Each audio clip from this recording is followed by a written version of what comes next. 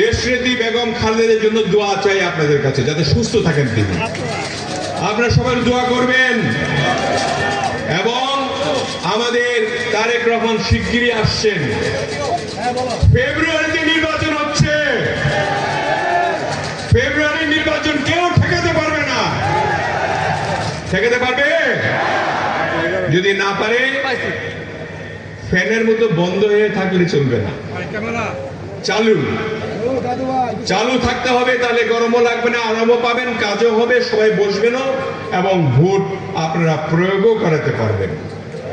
এবং সবাই, আমি জানি আমার এমন একটি গ্রাম নাই যে আমার পা পড়ে নাই সেখানে।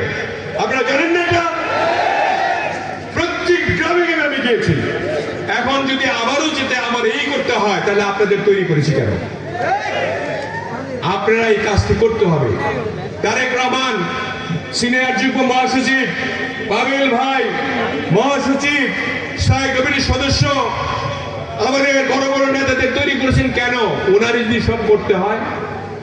সব মশার বিরুদ্ধে সুরক্ষা দিতে এলো বসুন্ধরা এক্সট্রিম অ্যারোসল। মশার বিরুদ্ধে এক্সট্রিম সুরক্ষা। কেন? এই তো ধারাবাহিকতা। এই ধারাবাহিকতা মেনে না চললে আমাদের কপালে দুঃখ আছে। আমি আশা করি আল্লাহ তাআলা এই দুঃখ দিবেন না।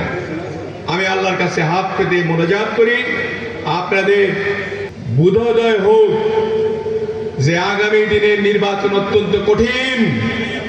এই কঠিন নির্বাচনকে দেওয়ানগঞ্জ বক্সিগঞ্জের সর্বোচ্চ ভোটে আমরা ধানের শীষ যাতে পাস করাতে পারি।